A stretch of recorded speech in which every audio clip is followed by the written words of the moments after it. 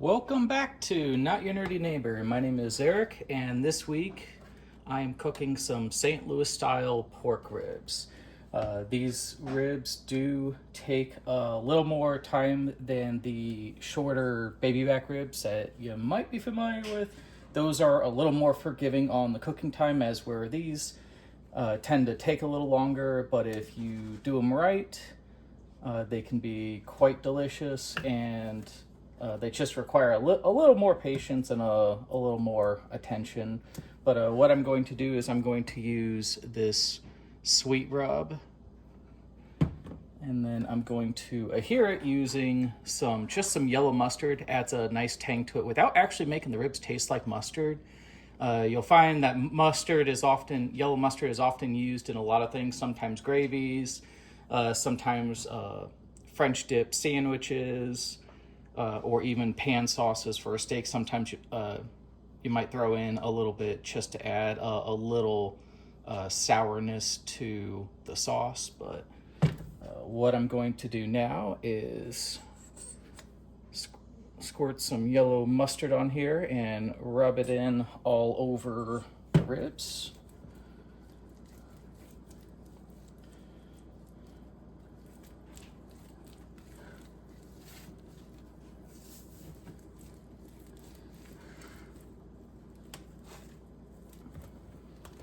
And then I'm going to generously sprinkle on my rub of choice.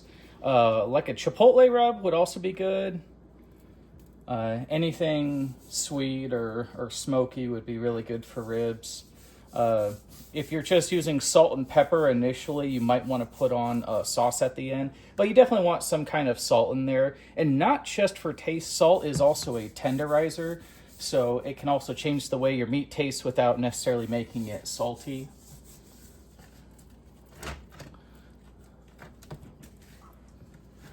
And these ribs were bought from a local butcher.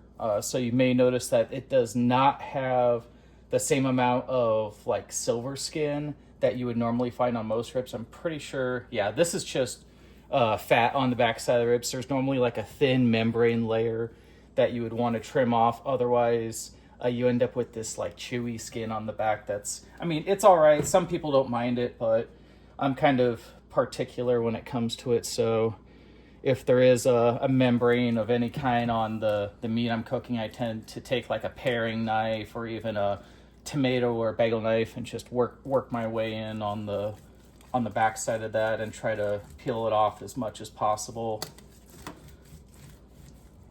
Because the membrane or sinew type material does not render down like fat does on meat. It's kind of a misconception.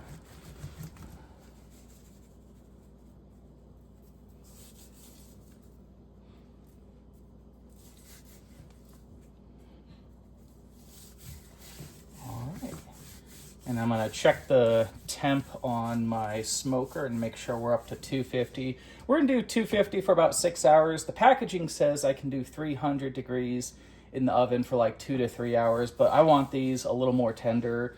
I don't necessarily need the ribs to fall apart, but I do want the meat to pull away from the bone a little easier. I've had some people like ribs where you have to pull the meat away from the bone, and those are fine. Those can taste great. And then some people want to be able to pull the bones out. I kind of want that happy medium where it pulls away easily, but my ribs also don't fall apart on me. I've done that before, which is nice. It's nice to have once in a while, or if you're cooking for someone who might have a harder time working like ribs in their hand. It's a little more accessible with a fork, which is always great if you know your audience that way. But today the audience is just me and my wife. So I got that all rubbed down, and now I'm going to take that out to my smoker, put that on there for a couple hours. We want to see an internal temp of 225 or higher. If it does not reach that point, it's not going to be as tender as it could be. Especially on, like, I know this doesn't apply to this, but a pork butt, you want to see 225 or higher, or else it will not shred apart. In this case, we want to reach that point because we have a bone going through each of these because they're ribs. And the bones actually help conduct quite a bit of heat, which is why I try to cook or smoke most of my meat with the bone in, because it acts as a heat conductor and can help make a more tender cut of meat right off the grill or smoker. So we'll go do that. Okay, I am out at my smoker now. So my smoker is reading 240, it's close to 250. And then I also have a water pan on the inside. I'm just using a bread loaf pan. You could literally use a ceramic bowl if you wanted to, or one of those throwaway tin foil ones, just fill it with water. It seems to help keep the heat more consistent. I'm sure there's some more scientific explanation for that, but I don't have that, so I don't want to pretend to be an expert on that. But yeah, just set that there, kind of set it and somewhat forget it.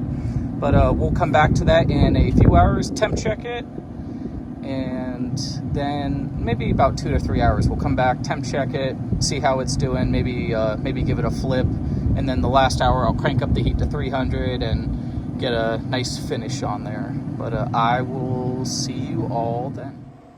Okay, and we're back. So I temped the ribs at 200, and I want to say we're about 4.5 hours in.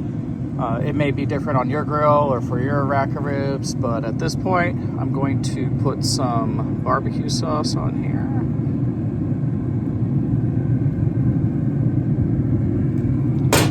And use a silicone basting brush to spread that throughout.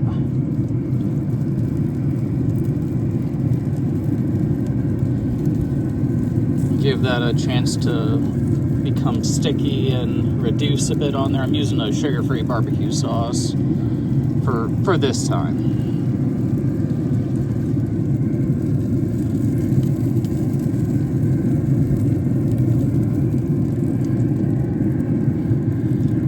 But after that, I'll probably give these about a half hour, 45 minutes. Probably closer to a half hour. Come back out, pull the ribs, and we'll see how they look then. Okay, it is now time to pull the ribs off. I'm trying to do this one-handed while filming, so I got a pair of tongs that are gonna help me a bit.